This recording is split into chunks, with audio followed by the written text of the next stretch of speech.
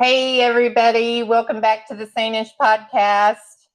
The Sane-ish podcast is for people healing from trauma, addiction, abuse, mental health, struggles, grief, narcissists, and every other flavor of chaos life can throw at you. And somehow still functioning, mostly. I'm your host, Holly Broughton, a survivor, truth teller, boundary setter, and proud member of the Still Healing, Still Hilarious Club. Around here, we don't do shame, embarrassment, and we don't do perfection. Just real talk, dark humor, hard truths, and a whole lot of hope. Because sanity is overrated. And healing, well, that shit is messy. So this is Sane-ish, and let's get into it.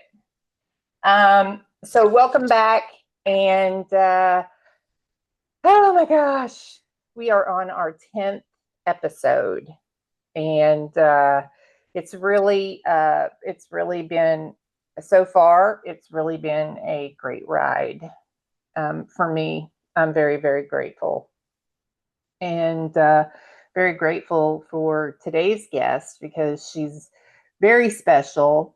I met her in a very interesting group. It's called the Whole Brain Living Group. It's based on a book talking about four sections of the brain, and we're actually getting into it now. So I don't want to act like I know what I'm talking about because I really I really don't yet. But anyway, I want to welcome her and welcome Tiffany Bond to Sane-ish. So welcome, Tiffany. How Thank you you. doing? I'm great. I'm really glad to be here. Thank Well, you. good. Well, let's. So I'm going to pretty much turn it over to you, but I wanted you to tell us. Go ahead and tell us your story, like where you started off, where you grew up, and all that kind of stuff, and up to where you are now. Sounds good. Okay. Well, thank you for this opportunity, first and foremost. All right. Well, I was born in Hawaii on the Navy base in Pearl Harbor, and my mom and my biological father met there. My mom had me. She kind of had some issues and I was taken away for a little while. But she got me back after about 6 months. She brought me back to California because that's where she was from after she got out of the Navy. I was about 6 months to a year old, and my dad had gotten out of the military as well. He had gone back to drugs and alcohol. He was a lifelong drug addict. And so my mom left him. Lo and behold, I who knew that would end up being my path as well, even though I didn't grow up with him, right? We'll get to that though in a little bit.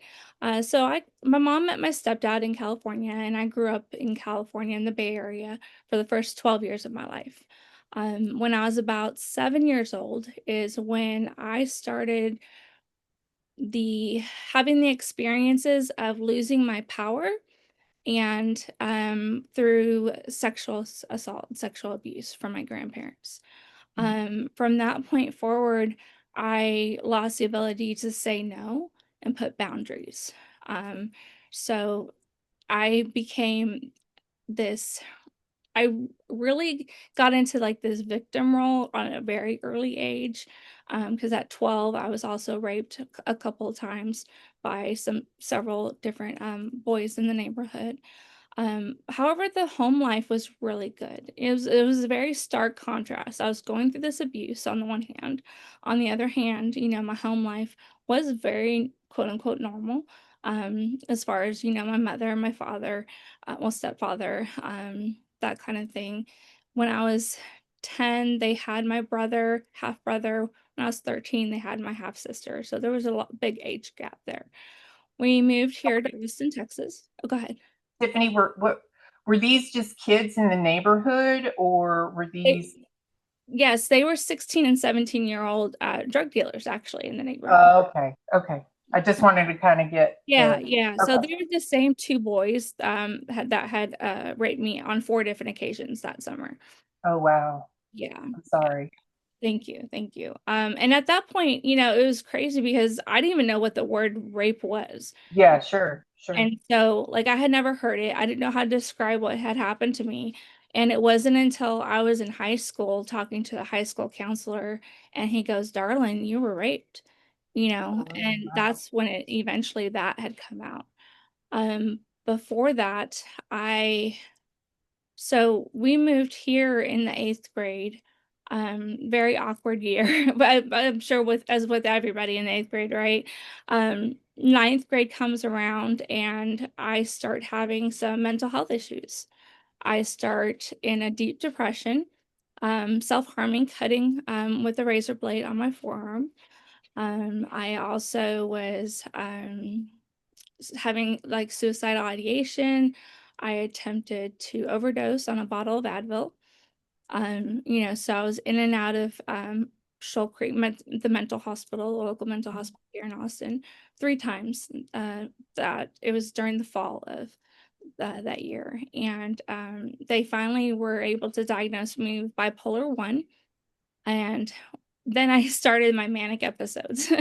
That continued. We'll get back to that as well. And high school is when I started smoking marijuana. And when I started smoking marijuana, finally I felt like I can breathe. I can like relax. I can feel comfortable in my own skin.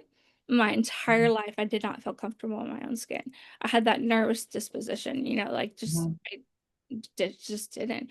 And I finally felt like I fit in, like I can actually interact with people on a calm, quote unquote sane, um, Yeah. and yeah. Um, and the boyfriend that I had during high school, that was my first abusive relationship. I was with him for 3 years, and I'm 5'1". He's 6'2", 250 pounds, and he would pick me up over his head, slam me on the ground, and just start wailing on me, right? And I mean, I was in that position again, that victim mentality where I felt like I deserved it. I felt like, looking back on it, I feel like I attracted these types of relationships because I feel like I didn't feel like I deserved anything else or I didn't know any better, I guess you could say. I'm not sure. Still Are working you, on it. let me ask you something. Yeah. Mhm. Are you an empath?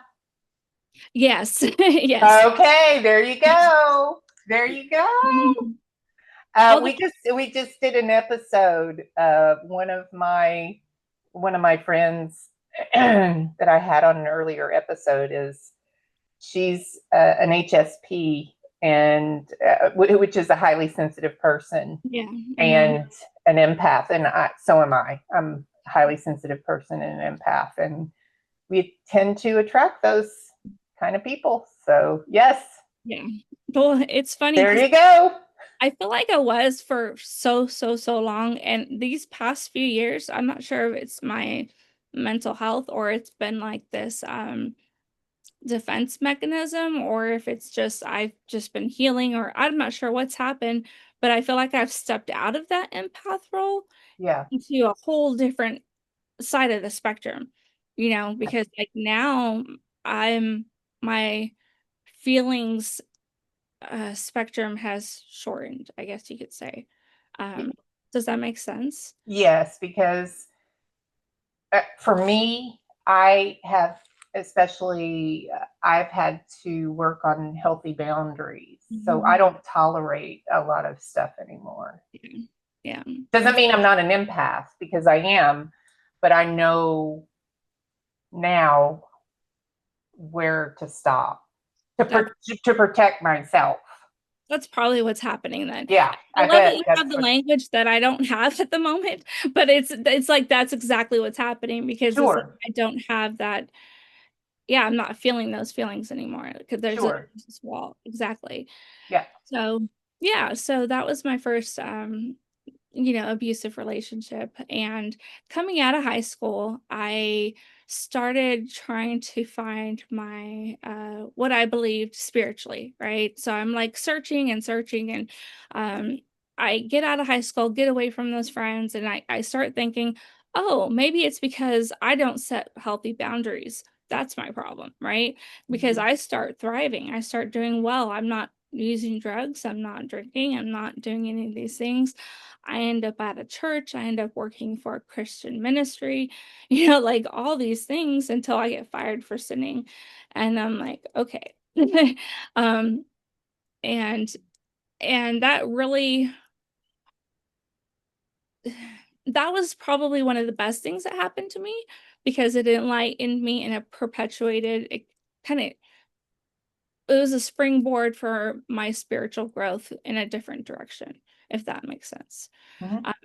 Anyway, so that's been a huge proponent because the spiritual foundation that I have now has what's really helped my healing, which we'll get to as well. So that's kind of what was going on for a while. And my entire like adult life up until about 7 years ago, from like 20 to let's see, 7 years ago, 37 was the cycle of doing really good, thriving, and then crashing and burning. Doing really good, thriving, and then crashing and burning. A lot of it was my mental health. I would get very manic. I would lose jobs from mania. Um, I I married, so I got married at 24, and then he was in prison. He was actually somebody that I was very close with in high school, very close friend in high school, and I decided to smuggle pills into the prison. So I went to jail for a little while, but that was kind of like a manic type of, oh, hey, I'm gonna just blah blah blah blah, not thinking it Mhm. through. Kind of, I did a lot of things like that. Luckily, I didn't. Um, there was no serious consequences. I was looking at some serious jail time, but I ended up getting a good lawyer. So anyway, but there was a lot of cycles of using drugs, getting sober, thriving at work, and then crashing and burning, using drugs again, that cycle, right? Yeah. So But did that have to do with your bipolar? it had a lot to do with my bipolar, yeah, and it had Okay. Okay. yeah, and Yeah. it had a lot to do with my inability to set boundaries, because I would be like being around certain people, and I'm like, I actually don't want to be around you, but I don't know how to tell you to leave my house. Gotcha. Yeah. And Yeah. so that was a big part of it as well. Um, and then I met my kid's father. I was in a very, I'm not sure what kind of state I was in, but I was definitely not in my high thinking state, I guess you could say. I guess I was very manic. I was very impulsive. I was also heartbroken from my husband. And so I just kind of spiraled. And long story short, I got pregnant. The second I got pregnant is when he started becoming abusive. I ended up having two children with him. And after 2.5 years of abuse, he put me in the hospital. And my children were one, almost 2 years old and 2 months old at the time. And they're two girls. And my thought was, I don't want my kids growing up, especially girls, growing up thinking that this is okay. So I pick them up, I leave. I didn't know where I was going to go. Like, I literally walked out the door having no plan. You know, Mhm. this is where my spirituality started kind of taking form because I Mhm. feel like I took that step of faith and things started falling into place for me, which was huge for when I got sober later on. Um, Mhm. anyway, so I ended up in a women and children's shelter for about 3 months. And then coming out of there, I was doing great again. I was thriving. For several years. And do you mind if I take a sip of water? No, no, absolutely. Go ahead. Sorry. Absolutely. I don't know why I'm asking, do you mind? But yeah. You do you, boo. Thank you. Thank you. Side effect of meds, dry mouth. Um, so I'm thriving, I'm doing good. I'm like rediscovering myself, right? And I mean, like for the first time, I'm feeling empowered, I'm feeling sure of myself, I'm feeling strong, I'm feeling just great, you know. My two toddlers, and we were living in public housing at the time. My income was $230 a month, and I was the happiest I'd ever been. You know, I was the freest I had ever been. And I end up finding this program for adults that are either, you know, just kind of non-traditional adults who are wanting to kind of get back into college, right? And it Mhm. was a 9-month humanities program. And so I took it and I got straight A's. I mean, we studied Pluto, you know, I did this whole research paper on Pluto. And so I was like realizing, hey, I'm really smart. I got straight, you know what I mean? Like, and I Mhm. loved it. I like loved the crap out of that. Um, and so I was like, I want some more of that, right? And Mhm. my goal was like to go back to college. Well, that within that next year, I even was awarded Responsible Parent of the Year. Oh, wow. Yeah. Good Um, for you. thank you, thank you. And I was gifted a van. The mayor was there. There were senators there. It was this whole thing. Within 9 months, I end up inviting this man into my home. That was again the same type of, you know, abusive type of person. And I found myself shooting at meth and heroin by the end of the 9 months from responsible parent of the year to that. I spiraled down that quickly. Um, I'm not, Where did you meet this guy? ironically enough, the girl's dad, his cousin was over at my house. She worked with him and she was like, "Hey, I think y'all would get along." I didn't know that they were shooting up, you know? Oh, And it was kind of like this perfect storm because I yeah. was also on the verge of parental burnout. I was also I had also been prescribed Vicodin and morphine for a spine and back kind of issue that I was having.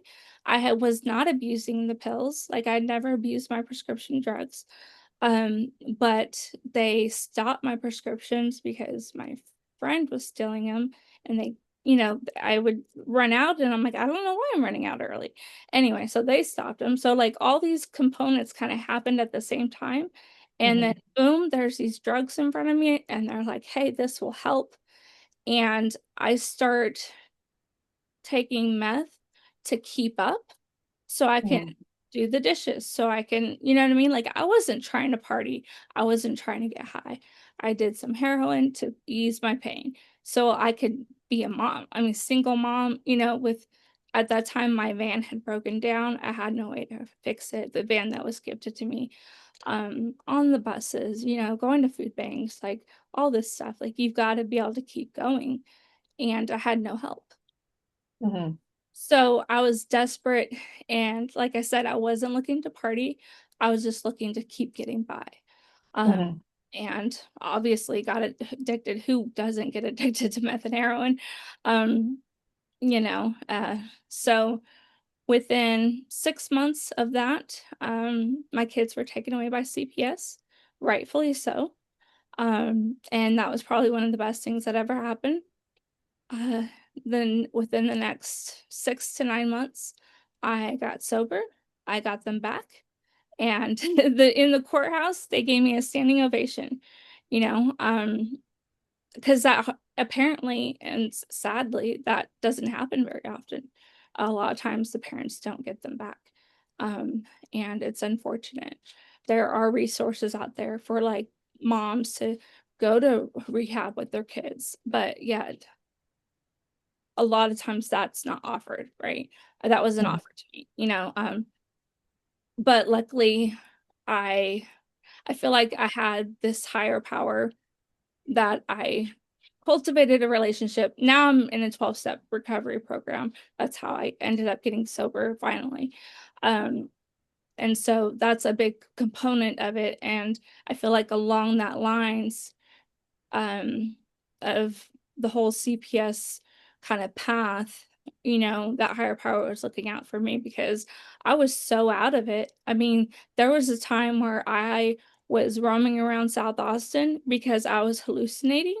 I could hear my kids screaming for help and I was following their screams. I ended up in a dance studio in their ceiling rafters because I thought they were trapped up there.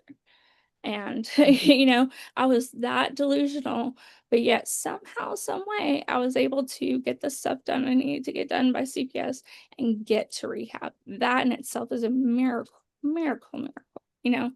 Mhm. And yeah, so that's that part of the story. Wow. Yeah. Well, I'm glad you got them back Yeah, because me too. that is that if people don't realize that if you just you know if you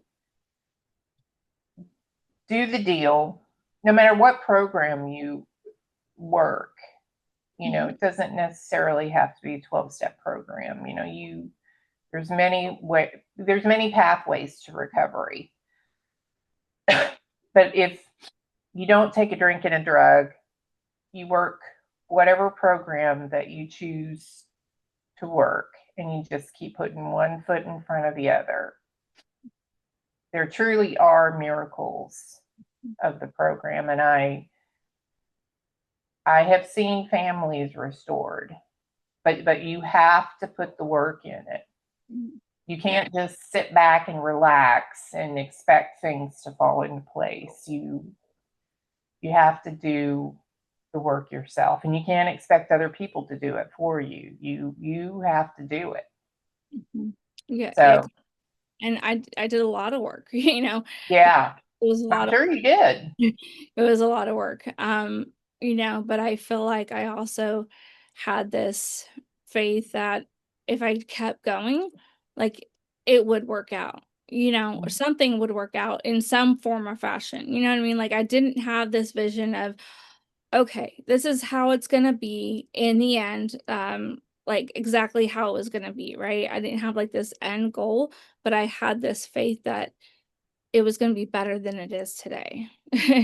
And that's all I needed. That's all I needed, right? Um, and so, yeah, I kept working at it, and after I got my kids back, I actually ended up relapsing, and I relapsed for about 6 months because here's the thing is that I didn't do it for me, I did it for my kids. That was number 1.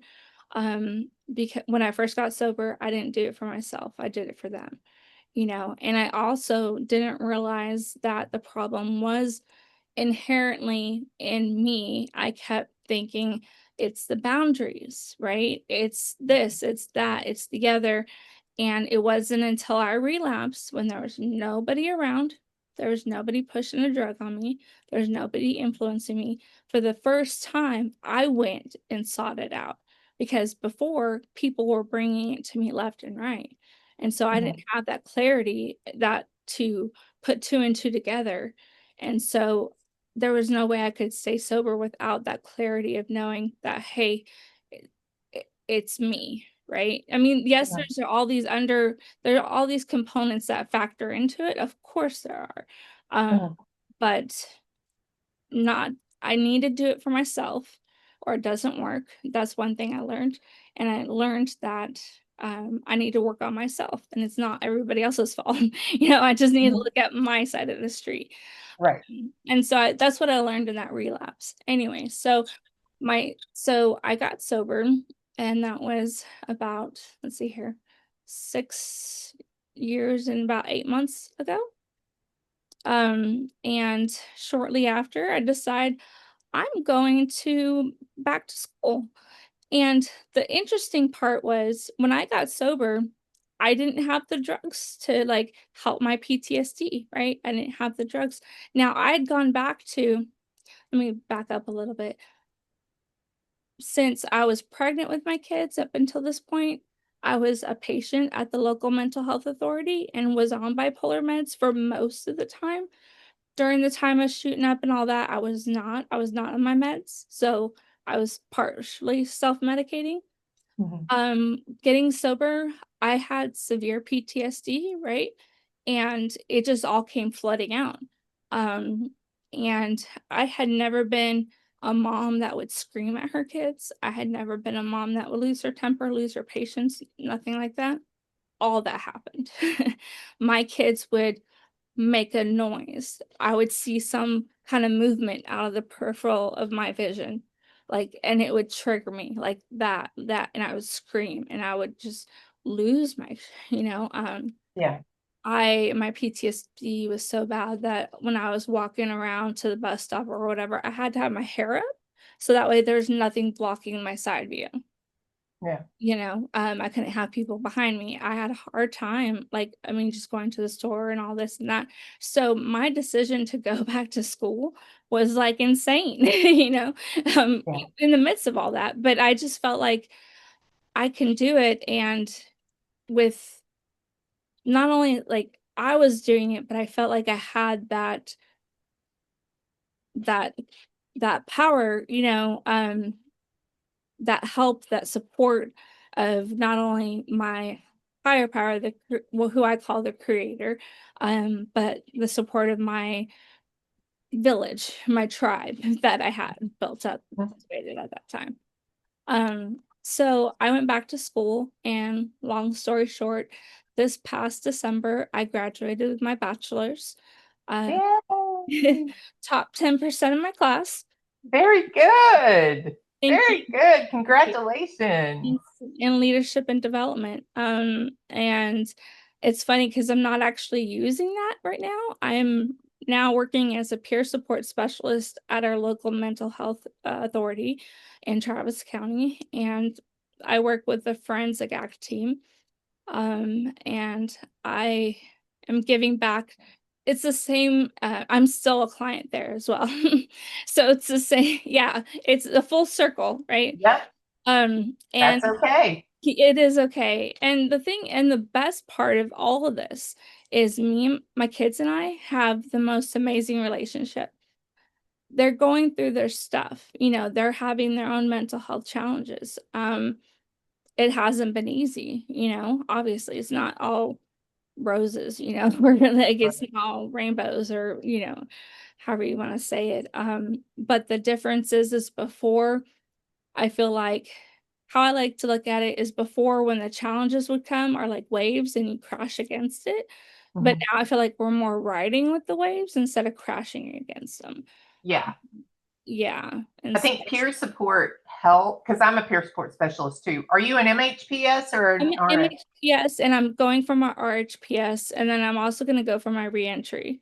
So, Okay, yeah, cool. I'm going Yeah, to go for it all. yeah, yeah. Yeah. I'm an RSPS and an MHPS, but it helps when you are a peer support specialist. It helps, and I'm sure it helps with your children too because it gives you different perspective of how to approach them Mhm. and looking at it at you know their way and Yeah, actively listening to them too. for sure. And seeing that they're on their own path, Right, exactly, exactly, a big part of it is like, okay, you're on your path. I'm here walking alongside of you. I'm not trying to change or control your path. I'm just exactly, here with you, and that's been huge in our relationship. And yeah, yeah, it's been exactly, exactly. And one thing I wanted to point out too that you kind of alluded to it was, and listen, I want to point out the fact that, and I've said this in my podcast, but um, and I'm not a medical doctor. I'm not a I'm not a psychiatrist. I'm not a physician, but uh, it's if if you are using, and I'm sure you can probably back me up on this, Tiffany, if you are using, um, it's probably best to, in order for you to be properly diagnosed with a mental health, for your mental health, it's probably best for you to stop using first, Oh yeah. or or drinking. If Yeah. you're drinking and using, in order for you to be properly diagnosed, Mhm. it's probably best for you to stop drinking and using first, 100%. because all of that other stuff, the drinking and using, is not going to help you get an accurate diagnosis. Mhm. It's going to hinder you getting an accurate diagnosis. I'm just Yeah. saying. I can't agree with you more. And I've actually thought of this many times that I'm so grateful that I was diagnosed with my bipolar 1 at 14 before I ever touched a drug or, a drink. Because I've had the proper diagnosis, throughout my drinking and drugging, where there's no way I would have gotten the proper help, or the proper medication that I need, or any of that, right? Um, Yeah. yeah, and I wouldn't be getting the proper regimen that I have today. I take meds today. I've been mostly stable for the past 7, 8 years. I still have like Yeah. little, ups and downs, but they're not like this, Yeah. Yeah. And I mean, and if there are people out there who are listening or watching or whatever, but that are struggling for whatever reason, whether it's alcohol, drugs, mental health, whatever it is, I myself am dual diagnosed. Tiffany just said that she's dual diagnosed, so you are not alone at all. There are many of us who are, and there's nothing wrong with that. There's absolutely nothing wrong with that. However, if you are still in active addiction or alcoholism, like I said, it's probably best if you stop first. And if you want to get properly diagnosed, because that's just going to hinder you getting the accurate diagnosis. So I just wanted to say that, because you will be misdiagnosed Mhm. possibly if you continue to drink and use. It's just, it'll just be a hindrance. So, and a waste, maybe a waste of your time. So anyway, go ahead, Tiffany. I'm sorry, I didn't mean to interrupt, but you kind of alluded to that, and I just wanted to Yeah, mention no, that. it's fine. And I want to add to that, and or be honest with, if you're seeing a psychiatrist, if you feel led to, or feel comfortable to, like I was honest with my doctors and my psychiatrist and said, "Hey, I'm doing meth." It Yeah, just I I mean, yeah, and that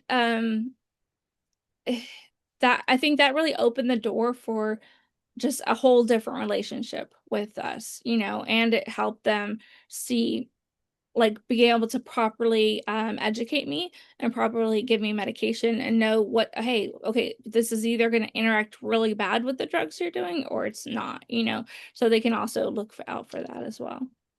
Yeah. that's a Yeah. good thing. I mean, that wasn't my drug of choice, but if if that helps somebody um, not feel so alone and helps them be more honest with their physician or psychiatrist or whoever, more power to them, because um, yeah, hopefully people will be more willing and honest, and then get the help that they need. So thank you for that.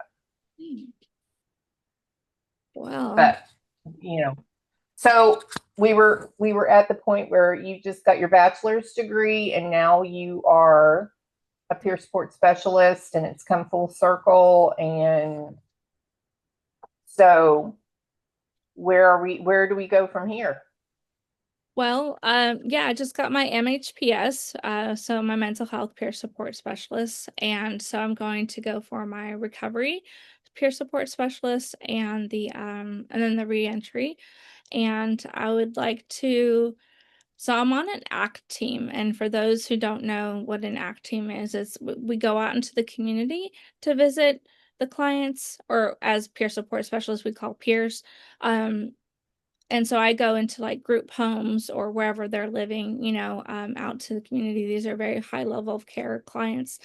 Um, and it's a forensic act team. So it's also clients who have like a not guilty by reason of insanity or found incompetent to stand trial, that sort of thing. So what I really want to do is like maybe um, create a peer support group for some of our clients because I see them one on one, but maybe bring them in as a group so that they can have more support among themselves and Mhm. kind of more facilitate some of the higher functioning clients. Okay, what are the needs to help combat stigma so that we can get over hurdles for job interviews? If you're wanting to pursue education, jobs, I mean, most of them are on SSI right now, but some of them are like, hey, I'm wanting to pursue this path. Can we see if I can? You know, Mhm. and so like I'm working with some of them to do that on an individual basis. So I don't know. That's just an idea that I had. I don't know. I like to not plan too far into the future because I feel like I feel like there's always this thing that I never thought of that pops up and opens up that's way better than what I could have thought of anyway. Like I wasn't even going to go for a peer support specialist. I I wasn't going to do that and I came across it. I'm like, that would be perfect. That would be really perfect. Why didn't I think of that? I just kind of came across it. I'm like, huh. I You know. Same know? same with me. I was like, hmm, Yeah. I guess Yeah. So that sounds perfect. yeah. So I mean, who Especially knows? with all the shit that I've been through. Hmm. Exactly. Exactly. Yeah. So yeah. Who knows? And my girls, they're 14 and 16 years old now. So they'll both be in high school next year. Yeah, so preparing for them to, be on their path to whatever they want to do post high school, just kind of preparing and helping them along that path is one of my most important focuses right now, so yeah. So do you want to share anything or kind of since I mentioned whole brain living, do you want Oh to yes. do you want I don't want to I don't want to talk about I don't want to talk about something that you know, pretend like I know something about. Yes. I mean, I know what I know, but I don't know that, like you do. So um Yeah, so that's actually a big part of my story. And it's funny because like when I tell my story, like I'm like, okay, try to keep it general because there's so many specific things that have, I, yeah, you know what I mean? Like yes. anyway, but this is a big one and it's relevant because that's how we met, right? Right. So there's a book called Whole Brain Living that I've read, I think, 4 times. I facilitated, I'm on my third book study with a group of women, Holly being one of the wonderful women that we're reading it with. And I've done a couple workshops on it as well. Basically, what it boils down to is that the author, she was a neuroscientist for Harvard and she had a stroke. And during this stroke process, she uncovered these ideas and these truths about our brain and the fact that, and she paralleled it so perfectly to this wording that I'm going to use, which is not something what people are normally going to associate with the brain, is she called them four characters of the brain, right? So we've got the left hemisphere and the right hemisphere, but we've also got the top thinking tissue and the bottom emotional tissue. And so what that means is like, I think it was 1.8. I always get the numbers mixed up because I'm a bit dyslexic. Anyway, about some million years ago, we as a species just had this emotional tissue.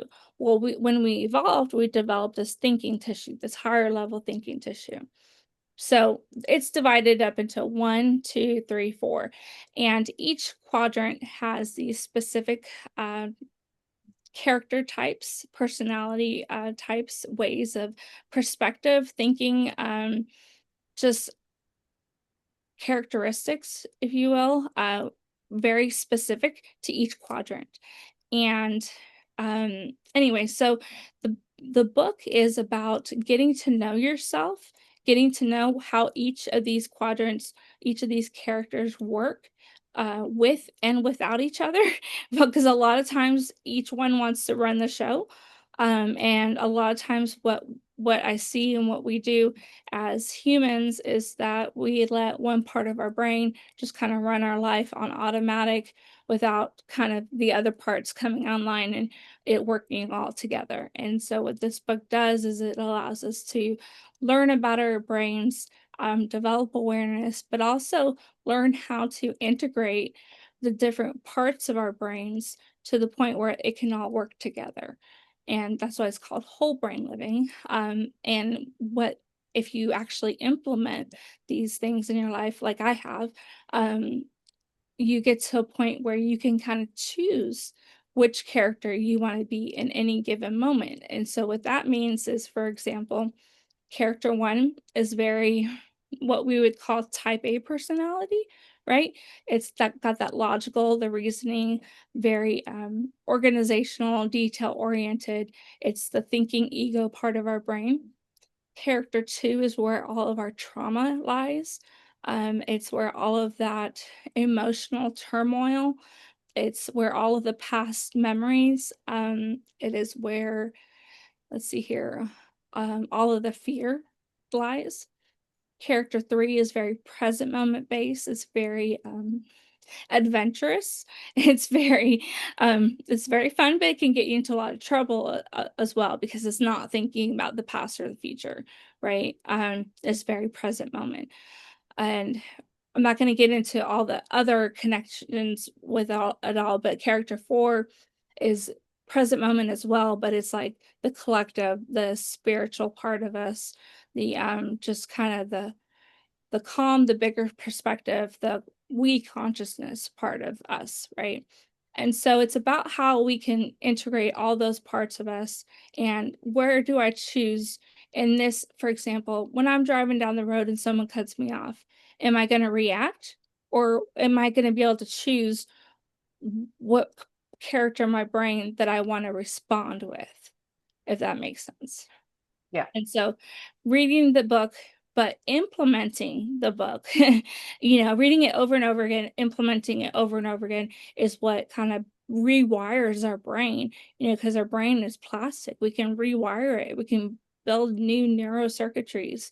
And so the more we practice something, we strengthen that neurocircuitry, um, and we can default our reactions to this behavior that we're wanting instead of the old behavior that has caused harm and pain and all of that. Yeah. Makes sense. It's really cool, Yeah. actually. It's really cool. Yeah. So, I hope I but explained it anyway, well. Anyway, with that, I said I hope I explained it well. yeah, no, you did. You did. It's just we and what we've been doing is we've been going through the book, and so we're continuing to go through the book, and that's why I said I don't know as much as Tiffany does, so I would rather her explain it than me try to We explain could do a it. whole So, show on yeah, it. yeah, we could. To she she could do a whole show. He could do a whole show on it. So, but yeah, it's very interesting. So, Anyway, but yeah. anyway, well, Tiffany, I greatly appreciate you, um, sharing your story and your inspiration, and the fact that you have overcome a lot of things, and are in a really good place now. And it seems that, and I did want to mention this too, even though you have relapsed, it it appears that the relapses have taught you a certain lessons. I mean, like that, the relapses had purpose. Oh yeah, they were You know, needed. Grateful for 'em. yeah, like it wasn't a mistake. Like you learned something from it. Exactly. So it seems like that they had their purpose, Mhm. you know. So I'm very grateful that you were able to come back and share that, because a lot of people feel like when they relapse, they're like, I just can't. And it's like, no, wait a minute. First of all, you made it back. Mhm. Second of all, there's a reason, and that doesn't mean that you failed. There was just something to learn from it. That's all. That's all. So, and then you pick up and then you keep going. That's it. So I'm glad you mentioned that. Mhm. So, okay. So usually when I close uh, our podcast, I ask the guests 10 questions, and they're the same questions, but I like to see what each guest's answer is. So, are you ready? I'm ready as I can be. Okay. Okay. They're fun. So, okay. So, the first question is, what skill would you like to ultimately master, and why? Hmm. Being able to identify my feelings better in the moment. Um, a lot of times when like something occurs Mhm. and I do get that little rustle in my feeling, you know what I mean? Like I can tell that I'm just a little disturbed. Um, I usually cannot describe or vocalize or communicate 1 ounce in that moment, like at all. I have to decompress, I have to give it some time, and then it comes to me later on. Maybe that's the way I'm supposed to be living. Who knows? I mean, maybe I don't need this skill, right? Yeah. Because that's the way it is, and so maybe that's the way it's supposed to be. Um, but it makes relationships kind of more difficult, like with my boyfriend, if we are having a discussion or there's a challenge or an argument of some sort, and in that moment I'm like, I can't explain anything right now. I'll have to write about it and come back to you, or I have to Yeah. give me a day and then I have to come back to you to explain what I'm feeling and why. So that's the skill, yeah, that I Yeah. yeah. I will say, I was introduced to this app, and it's called How We Feel. Mhm. And it's really, it's got all these different feelings that are on there that are really good at helping you identify feelings. Cool. I'll check it out. So I don't know, you may want to look into it. It helps Yeah. me, because I sometimes I don't know what I'm feeling either. Yeah. I just know So that there's some kind of disturbance. I know. I know. And for addicts and alcoholics, it's really hard. That's really hard for us, because we used to just run away from our feelings. Yeah. So we don't have a really good barometer on what our feelings are at all. So I will say that's this. that's a Okay. good that's a good skill to have, though. What was that you were going to say? Oh, I was gonna say, I will say this. I think because of the whole brain living part of my life, though, even if I'm disturbed, like I'm able to kind of separate from it a little bit. And Yeah. so I'm disturbed, but it's not bothering me at the same time, if that makes sense. Yeah. I'm I always say, because when I first got sober, and I went, I always thought, okay, well, I can't get angry anymore. So, so, so, which isn't true. Like I still can get angry, but I never say that I'm angry. I'm always like, okay, well, I'm frustrated. Mm.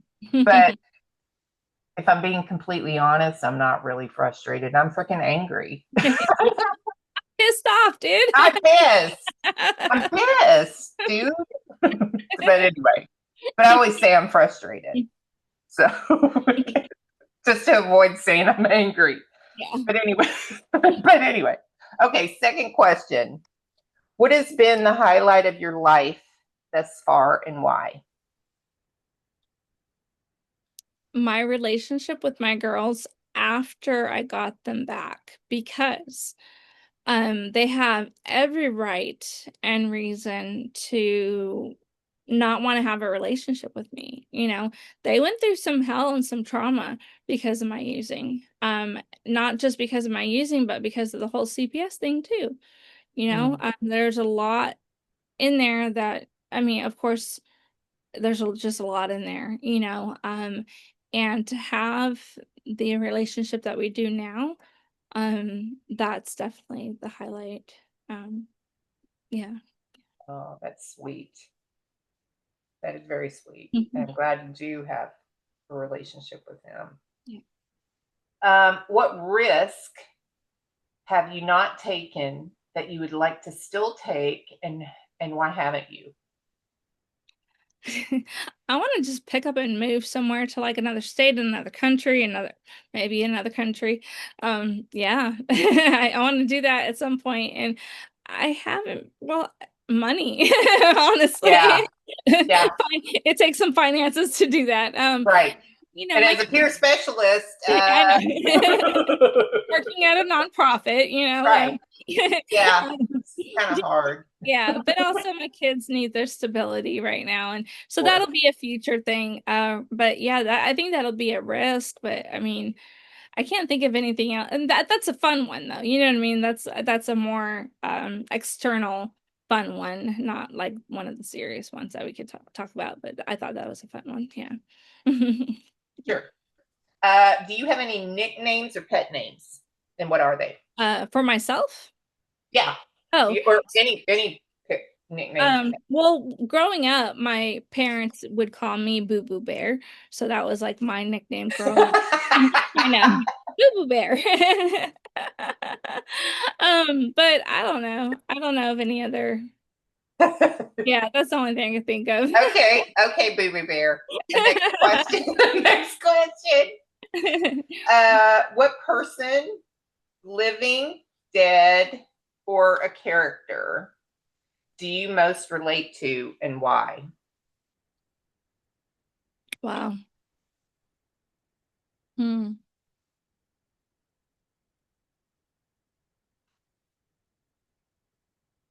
Oh my goodness.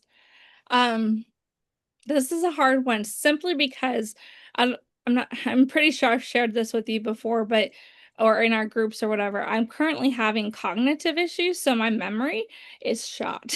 And I'm sitting here trying That's to think okay. of something and everything's coming blank. I don't know, okay, like a phoenix, right? Rising from the ashes. That's the only thing I could think of. Yeah. Okay. Not really a person or a character, but still a something. Yeah, it's a character. It is a That's character. a Yeah. character. Yeah. Okay, who do you admire and why? Oh wow. I admire so many people. It's funny because I will be walking through the grocery store or at the stoplight, and I'll see complete strangers and admire them for one thing or another, or see this light in them and be like, you know what? I admire them for that. Just almost like everyday people being their authentic self. That's Yeah, what I admire the most out of everybody I see, I think. yeah. I admire people who can be their authentic self Exactly. and not care about what anybody else. Thanks. Exactly. I love Yeah. it.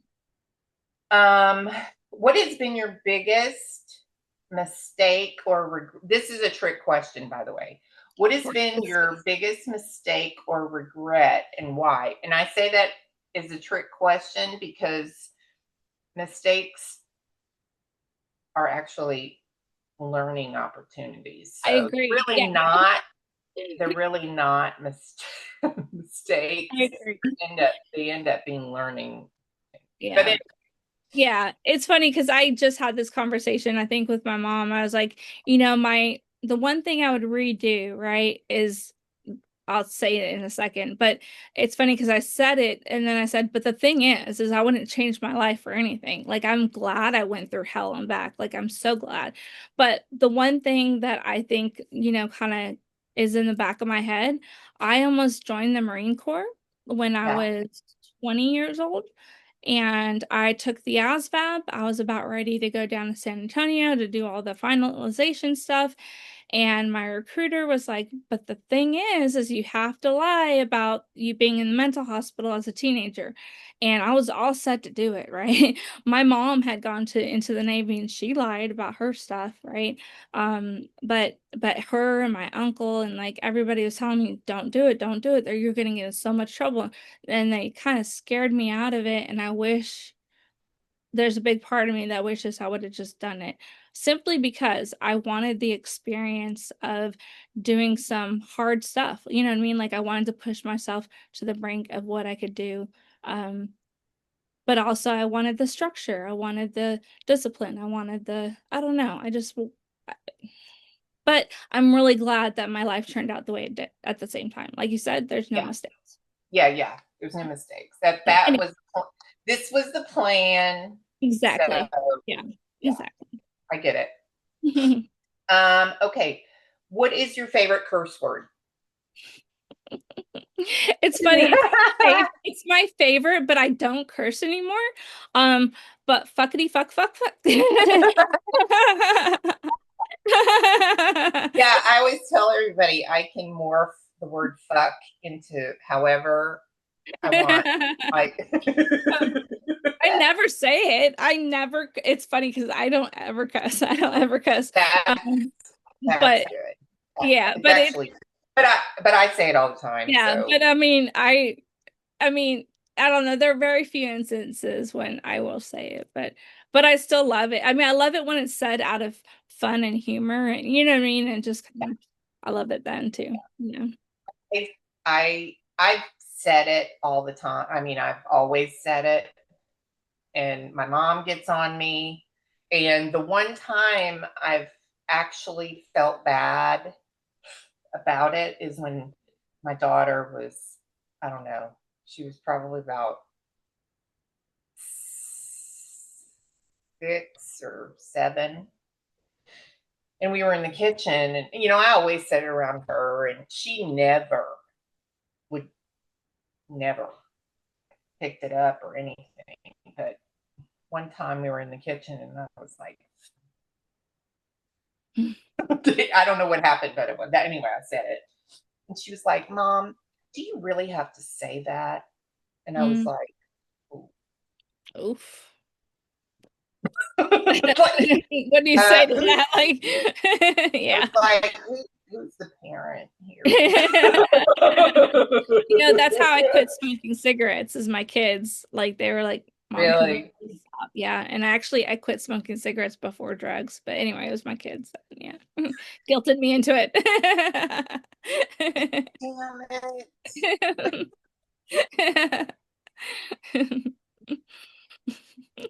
Oh my God. Anyway, you gotta love them. Yeah. Sometimes anyway, they teach us more than we teach Yeah, them. for sure. For sure. But okay, so all right, this one I love this question because it it only goes to show that there's no like we're truly all the same. We come from different places, but we're truly all the same. But what is your ethnicity or your heritage? Do you know? Yeah, I know that I am at least, let's see here, trying to like half, I think. No, a big part of me is Scottish. There's a part of me that's German. I know the Scottish part of me comes from I don't think I'm going to say this correctly, MacLeod clan in Scotland Okay. from way, way, way back when. That's on my biological dad's side. Oh, Right. this is a cool thing in my story. We reunited, me and my biological dad, about a year ago, after him being out of my life the last 44 years. And Wow. he's got 15 years sobriety. And so we've got a really close relationship. Oh And my gosh, that's and awesome. we're exactly alike too. So anyway, he taught me this about myself, the whole Scottish thing. And yeah. Yeah. So That's cool. That's cool. So he's 15 years sober.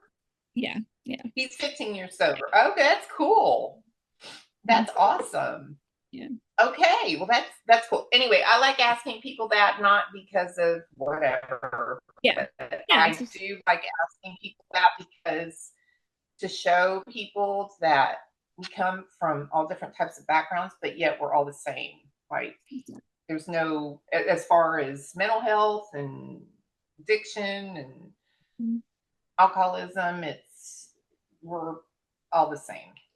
So plus I like to know that kind of stuff. I think it's cool.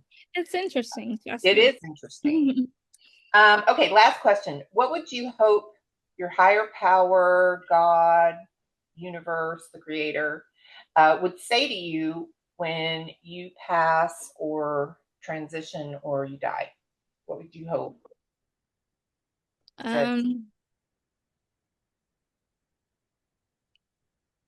I guess just you followed your path exactly the way you're supposed to do it.